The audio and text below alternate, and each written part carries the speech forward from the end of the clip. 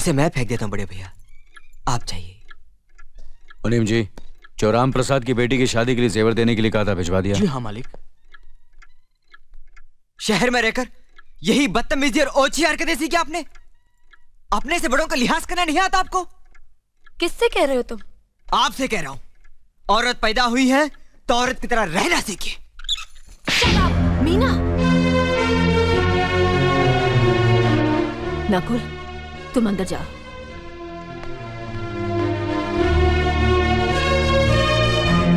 पागल हो गई हो तुम? औरत होकर एक मर्द पर हाथ उठाती हो? इतनी ऊंची घराने की बहू होकर ऐसी नीच हरकत, शर्म नहीं आई तुम्हें? कौन सा ऊंचा घराना? ये जहाँ सिर्फ एक आदमी राजा है और बाकी सब उसके गुलाम। मीना, चिल्लाइए मत। आप मेरी सास नहीं है। जिस तरह आप इस घर की बहू हैं, वैसे मैं भी हूँ। बहू हो तो बहू की मर्यादा में रहो। मर्यादा की रस्सी में तो आप जैसी जाहिल और गवार औरतें बनती हैं। मुझ जैसी पढ़ी लिखी मॉडर्न जमाने की लड़की नहीं। Uneducated idiots. Excuse me. I'm not an illiterate. I'm a graduate from the University of Allahabad. I am aware of the modernization of women, but I have not forgotten my culture, my customs, my traditions and my values. And most of all, I'll never ever forget that I'm an Indian woman. Modern जमाने की औरत भी औरत ही होती है। उसे भी मर्द ही ब्याह कर ले जाता है, मर्द को ब्याह कर वो नहीं ले जाती। जमाने ख्याल और लिबास बदल देते हैं, औरत की शरीर की बनावट नहीं। लोग तुम्हारे ख्याल की लड़कियों को लज्जत का सामान भले ही समझते हो, इज्जत के काबिल कोई नहीं समझता। इज्जत आज भी उन्हीं औरतों की होती है जिनकी आंखों में हया हो, लाज हो, शर्म हो। हम नहीं कहते कि तुम बंदिशों में रहो, लेकिन अपने दायरे की सीमा को मत भूलो।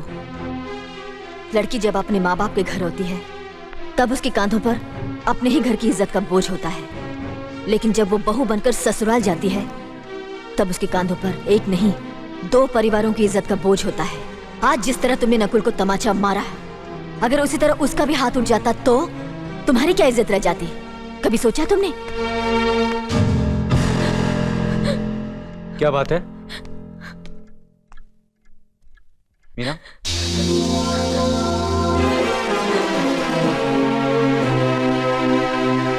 क्या हुआ भाभी? हाँ, कुछ नहीं। मीना कह रही थी कि उसे खाना बनाना नहीं आता। हमने सोचा कि 2-4 खरी खोटी सुनाने से ही सीखेगी, सो सुना दिया। बस रोने लगी। क्यों अर्जुन, हमें तुम्हारी बीवी को डांटने का भी हक नहीं? क्यों नहीं, आप हमारी भाभी माँ हैं।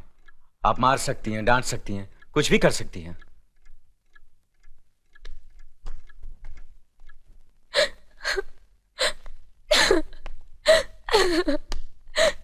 मैंने भूल की जो मैं लोगों के बीच आ गई। मेरी तो इस घर में कोई इज्जत ही नहीं है।